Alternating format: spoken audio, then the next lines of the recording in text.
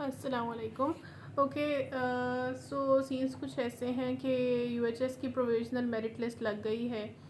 There are only 3177 seats approximately for the open merit MBBS colleges और 3400 तक merit जाएगा almost BDS के लिए, बीडीएस के ओपन मेरिट के लिए। There something I want to say about it.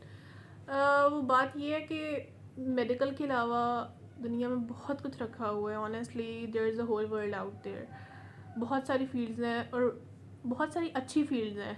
मुझे नहीं पता अभी तक लोगों के दिमाग से ये कीड़ा क्यों नहीं निकल सका कि मेडिकल ना हुआ तो ज़िंदगी ख़त्म हो जाएगी और एमबीबीएस के अलावा कुछ भी नहीं है। एमबीबीएस में ऑनेस्टली कुछ भी नहीं है। मैं ये इसलिए नहीं कह रही हूँ कि खुद तो लोग फिर कहते हैं खुद तो डॉक्टर बन गई है और दूसरों को मिसगाइड कर रही है। नहीं, ये बात नहीं है। खुद डॉक्टर बन गए हैं ना तो सारी हकीकतें देख ली हैं, आगे फ्यूचर देख लिया हुआ है, बहुत सारे लोगों को स्ट्रगल करता देख लिया हुआ है। तो इस वजह से उन सारी चीज़ों को मद्देनज़र रखते हुए ये सारा कुछ कह रही हूँ। मेडिकल की जर्नी बहुत लॉन्ग है और इसमें रिवॉर्ड आपको तब मिलता है जब आप ऑलमोस्ट 40 ईयर्स के हो चुके होते हो। 40 ईयर्स के बाद आपको ऑन एवरेज इसमें से पैसे आना शुरू होते हैं, कोई फ्यूचर बनना शुरू होता है। और जब आप 60 साल के हो जाते हो ना, जब आप की रिटायरमेंट की एज आ जाती है, उस टाइम पे आप सही वाला पैसा बनाना शुरू करते हो। जो कहते हैं डॉक्टर बहुत अमीर होते हैं, वो 60 साल के जब हो जाते हैं वो तब अमीर होते हैं। उससे पहले पहले इसमें कुछ भी नहीं रखा हुआ। बहुत इनह्यूमन वर्किंग आवर्स हैं, लंबे लंबे ड्यूटीज़ हैं आपकी बहुत ज़्यादा। ठीक है, संडेज़ आपके ऑन होते हैं, सैटरडेज़ तो वैसे ही ऑन होते हैं, संडेज़ काफ़ी हद तक आपके ऑन होते हैं। 50% ऑफ द टाइम आपका संडे भी ऑन होगा। तो इसमें इतना स्ट्रगल करके आने की और इतनी मेहनत करके आप मेरिट बनाओ, उसके बाद 5 साल ख्वार हो, अपने प्रॉफ पास करो, फिर प्रॉफ से पास करने की भी एक रेस लगी हुई है कि डिस्टिंक्शन आती है कि नहीं आती है और मार्क्स कितने आ रहे हैं, वो एक अलग रेस है। और इवेंचुअली जब आप वो सब कुछ अचीव कर लेते हो, 5 साल का आपका एमबीबीएस हो जाता है, उसके बाद आगे आपके लिए हाउस जॉब के आगे एक फिर से एक ब्लैक फ्यूचर है आपका, एक डार्क टनल है। उसमें फिर क्या है उसमें कुछ ऐसे हिसाब किताब है कि फिर पंजाब के लिए बात करें स्पेसिफिकली, जिसका मेरिट इतना हाई जा रहा है, हाउस जॉब में आप 66,000 अर्न करते हो, जबकि अगर आप इसकी जगह कंप्यूटर साइंस की कोई फील्ड ऑप्ट कर चुके होते तो आप इससे अच्छा खासा ज़्यादा एटलीस्ट 1 लाख आप अर्न करना स्टार्ट कर देते। अगर तो मैं ये नहीं कह रही कि हर कोई कंप्यूटर साइंस वाला इतना अर्न करता है, लेकिन जिनके इतने अच्छे दिमाग हैं कि वो मेडिकल में आ चुके हैं और यहाँ को सर्वाइव कर चुके होते हैं, सेम अगर वही लोग कंप्यूटर साइंस में जाके अपनी एनर्जी इन्वेस्ट करें तो एटलीस्ट वो महीने का 1 लाख कमाएं आफ्टर देयर बैचलर्स। और ये मैं बहुत सारे लोगों को देख के कह रही हूँ जो कि अर्न कर रहे हैं, वैसे ही हवा में बातें नहीं कर रही। अच्छा, आप एमबीबीएस के 5 साल कर लेते हो, ठीक है। उसके बाद पंजाब में अगर तो आप अपना बीएचयू या आरएचसी, ठीक है, बीएचयू और आरएचसी बेसिकली क्या होता है in very much simple words, गांव के अस्पताल। आप गांव के हॉस्पिटल में जाके वर्क नहीं करते जब तक 3 साल के लिए, कम से कम 1 साल और ज़्यादा से ज़्यादा 3 साल के लिए, तब तक आपका मेरिट ही नहीं बनता। उसके आपके मार्क्स मिलते हैं बीएचयू और आरएचसी करने के, बीएचयू या फिर आरएचसी आप करते हो तो उसके आपको मार्क्स मिलते हैं आपकी एफसीपीएस में।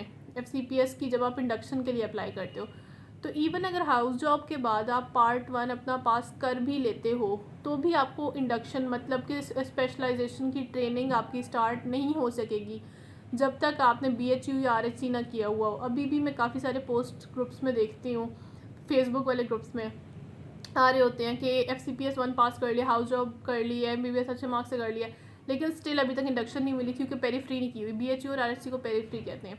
पेरीफ्री नहीं की हुई तो इंडक्शन नहीं मिलेगी, नहीं मिल सकती, जो कि सच है, लोगों को नहीं मिलती है। और पहले आपको 3 साल के लिए करना पड़ता है बीएचयू या आरएचसी, फिर आपके एक्सपीरियंस के मार्क्स काउंट होते हैं, फिर आपको इंडक्शन मिल जाता है। उसके बाद इंडक्शन मिलने के बाद भी ज़िंदगी कोई बहुत हसीन नहीं हो जाती, बहुत मुश्किल है 4 साल रेजिडेंसी के गुजारना।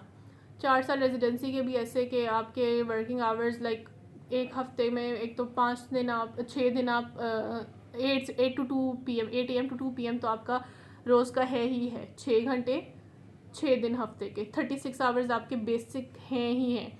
उसके अलावा वार्ड कॉल्स करना, इमरजेंसीज करना। वार्ड कॉल आपकी जो है वो 24 घंटे, 24 और 6 घंटे 30 घंटे की बनती है। 24 आवर्स की वार्ड कॉल करना, हफ्ते में एक वार्ड कॉल आपकी मस्ट आएगी।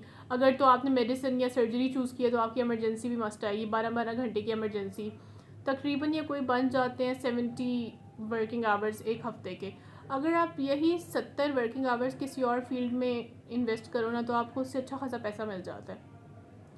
मैं ये कहूँगी ये कि MBBS सिर्फ वो लोग करें जिनको लगता है कि वो बाहर जा सकते हैं, जिनके फाइनेंशियल बैकग्राउंड उन्हें अलाउ करते हैं, जिनकी फैमिली उन्हें अलाउ करती है USMLE करने के लिए, प्लैप करने के लिए या फिर आयरलैंड जाने के लिए। यही 3 मेन चीज़ें जो कि डॉक्टर्स के लिए खुली हुई हैं पाकिस्तान के लिहाज से।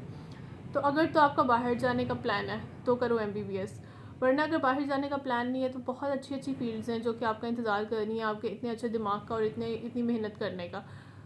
उधर जाएं, उधर अपनी एनर्जी इन्वेस्ट करें, उधर से पैसा बनाएं, एक अच्छी ज़िंदगी गुजारें जिसके इतने इनह्यूमन वर्किंग आवर्स भी ना हो और सुकून हो, संडेज़ एटलीस्ट ऑफ हों आपके। अच्छा, अब अगर हम बात करें ना कि MBBS के अलावा ऑप्शंस क्या क्या हैं जिनकी मैं बात कर रही हूँ जो कि आपको बहुत रिवॉर्डिंग फील्ड्स आपके लिए साबित हो सकती हैं, वो आपके लिए DPT है। DPT बहुत अच्छी है, ठीक है। DPT का क्या सीन है कि अभी जिस तरह थोड़ी देर पहले मैं एक ऐड देख रही थी, उनकी सैलरीज़ और हमारी सैलरीज़ कुछ जगह ऐसी हैं जो कि आपको सेम प्रोवाइड करती हैं। फॉर एग्ज़ाम्पल उस ऐड में था कि एक MBBS डॉक्टर के लिए था, काफ़ी लंबा सारा ऐड था, उसमें एक स्लॉट ये थी MBBS doctor with house job. उसकी सैलरी थी 1.5 लाख। एक जगह पे ऑन्कोलॉजी के लिए मेडिकल ऑफिसर की सीट खाली थी, 1.5 लाख। साथ में DPT के लिए भी ऐड लगा हुआ था उसी सेम हॉस्पिटल में, फिजियोथेरेपिस्ट के लिए बेसिकली, और उनकी भी सैलरी 1.5 लाख थी।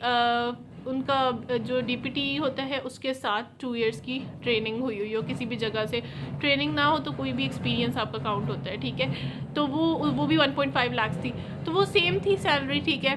और DPT मैं ये नहीं कहती आसान है, लेकिन MBBS से काफ़ी बेहतर है, आप उसमें जा सकते हो। उसके अलावा एलाइड हेल्थ साइंसेज आ जाती हैं, उसके अलावा फिर D फार्मेसी है, MLT है, बायोटेक्नोलॉजी है, काफ़ी सारी चीज़ें हैं। आप इन्हें सर्च कर सकते हो पाकिस्तान में कहाँ कहाँ क्या क्या अवेलेबल है, ठीक है। मेडिकल की फील्ड से निकल भी जाओ, ठीक है, मेडिकल से रिलेटेड आप नहीं भी कुछ करना चाहते तो आपके पास आपको वापस वो FSC में थोड़ा सा फिर से जाके टाइम इन्वेस्ट करके करना पड़ेगा। इंजीनियरिंग अगर आप पाथ चूज़ करना चाहते हो वो कर सकते हो, कंप्यूटर साइंस चूज़ कर सकते हो, लेकिन बहुत कुछ है, ठीक है। अपने रास्ते अब आपको खुद ढूंढने पड़ेंगे कि क्या क्या ऑप्शंस अवेलेबल हैं और किस तरह से सब कुछ कर सकते हो। कोई भी किसी को चला नहीं सकता किसी रास्ते पे, हर एक ने अपना रास्ता खुद ही चलना होता है। तो मैं सिर्फ ये कहना चाहती हूँ कि डिसअपॉइंट होने की ज़रूरत नहीं है। लोगों को लगता है MBBS ना मिला तो ज़िंदगी ख़त्म हो जाएगी। MBBS जिनका हो चुका है ना उनकी भी ज़िंदगी ख़त्म ही है, ठीक है, और उनकी तो ज़्यादा आपसे ज़्यादा बुरी है इस वजह से क्योंकि उन्होंने इतनी मेहनत कर भी ली, MBBS के 5 साल गुजार भी लिया, हाउस जॉब की भी सारी वो जलालत बर्दाश्त कर ली, और स्टिल उनके आगे कुछ भी नहीं रखा हुआ। आपको ट्रेनिंग इवन मिल जाती है FCPS की, उसके बाद भी आपकी सैलरी कितनी है 4 साल के लिए, मतलब कि ट्रेनिंग के टाइम पे आप ऑलमोस्ट हो चुके होते हो 26 साल के, ठीक है। तो 24 साल में आपका MBBS पूरा होता है, 24-25 साल में साल आपका हाउस जॉब का निकल जाता है, 26 साल में आपका ट्रेनिंग, अगर लेट से वो कह रही हूँ उस तरह कह रही हूँ, अगर किसी ने पेरिफ्री नहीं की हुई, पेरिफ्री अगर आप करके आते हो तो फिर तो आपके ने 28-29 ईयर्स का हो जाना है, और 28-29 साल के आप हो गए और आप सिर्फ एक महीने के 1 लाख अर्न कर रहे हो। इसकी जगह अगर आपने इतनी मेहनत ज़िंदगी में किसी और जगह पे की होती ना, इवन बिज़नेस में भी की होती ना, वो भी अगर आप पढ़ाई छोड़ दो और बिज़नेस की तरफ भी चले जाओ तो भी आपको इससे ज़्यादा पैसा मिल जाता। सिर्फ एक सोशल स्टेटस के पीछे अपनी ज़िंदगी ना ख़राब करें, ठीक है। अब जो लोग MBBS में आ गए हैं उनका तो कुछ ना कुछ बन ही जाएगा, जो जिन्होंने आना था जिनकी किस्मत में लिखा हुआ था। जो नहीं आए ना वो अभी भी अपनी ज़िंदगी को बहुत बेहतर बना सकते हैं, ठीक है। 28-29 साल के आप हो गए और ट्रेनिंग आपकी स्टार्ट हुई है, अब आपके 4 साल आगे ट्रेनिंग किया, मतलब यू विल बी 32 जब आपका FCPS पार्ट 2 की ट्रेनिंग ख़त्म होगी।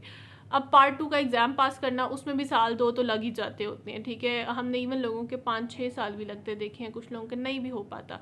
तो मतलब यू विल बी ऑलमोस्ट 33-34 जब आपका पार्ट 2 ऑन एवरेज, जब आपका पार्ट 2 कंप्लीट होगा। उसके बाद फिर आप कहीं भी क्लिनिक उससे पहले भी आप स्टार्ट कर सकते हो, लेकिन स्पेशलिटी के साथ वाला क्लिनिक आप फिर तब स्टार्ट कर सकते हो जब आप 33-34 साल के हो चुके होंगे, और तब थोड़ा सा पैसा आना शुरू होगा। जब आप स्टार्ट करते हो तो उसके बाद थोड़ा थोड़ा आना शुरू होता है, बहुत ज़्यादा एकदम से मरीज़ों का रश नहीं लग जाता होता। तब उसके भी आप फेसबुक पे ग्रुप्स ज्वाइन कर लें मेडिकल के, तो आपको आइडिया हो जाएगा। लोगों के क्लिनिक्स भी नहीं चल रहे, कुछ भी नहीं चल रहा, क्योंकि गली गली में डॉक्टर बैठा हुआ है।